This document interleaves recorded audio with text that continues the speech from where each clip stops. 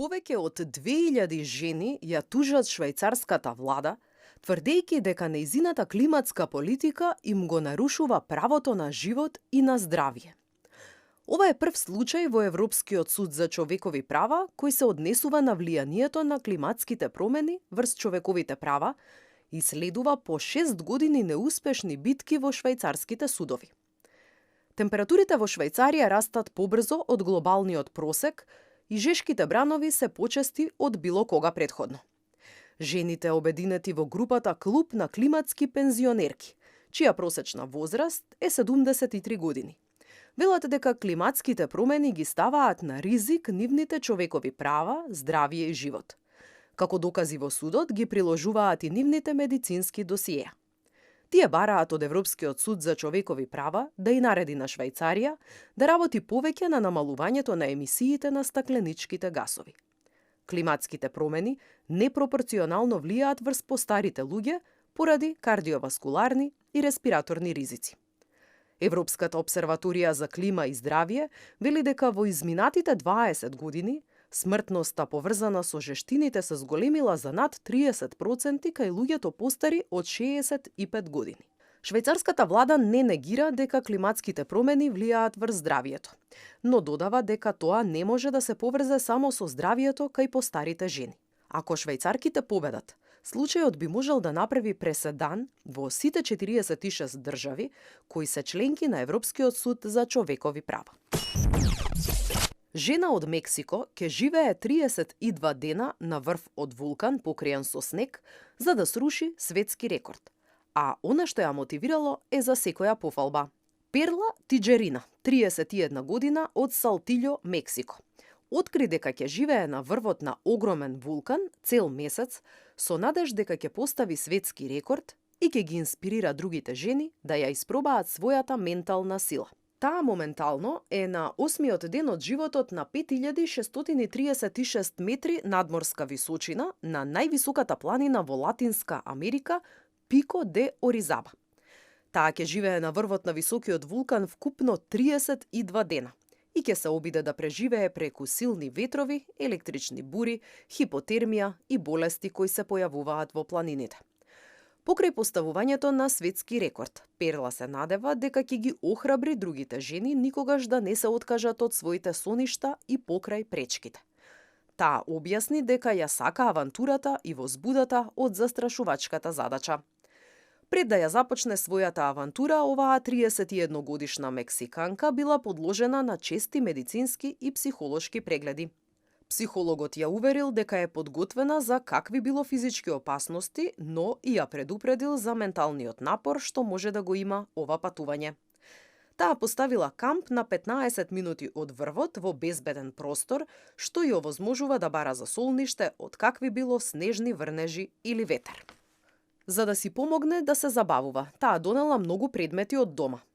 Вели, никогаш не сум сама, имам премногу книги за читање и медитирам. Ја имам Библијата што ја читам во секое време за да ме одржи духовно и ментално силна. Перла го споделува своето патување на Инстаграм, каде има над 2400 следбеници, со надеж дека ќе ги инспирира другите жени ширум светот. Се прашувате дали вештачката интелигенција наскоро ќе ја превземе вашата работа.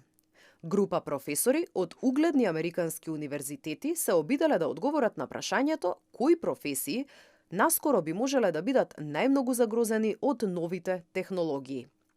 Група професори од Универзитетот во Њу Јорк, Универзитетот Принстон и Универзитетот во Пенсилванија во нивниот нов труд насловен "Како системите за јазичен разговор како ChatGPT ќе влијаат на професиите и врз различните индустрии".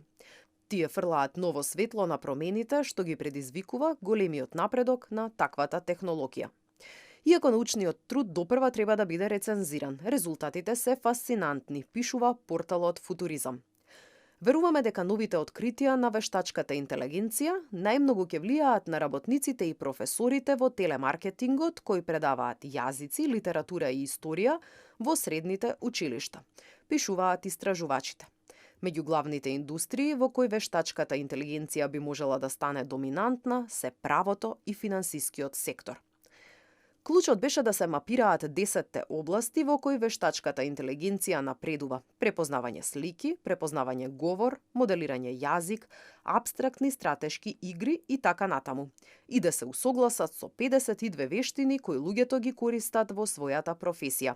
Значи, да резимираме, наставниците и оние кои се вработени во финансиските служби, според овие истражувачи, би можеле да бидат првите жртви на вештачката интелигенција.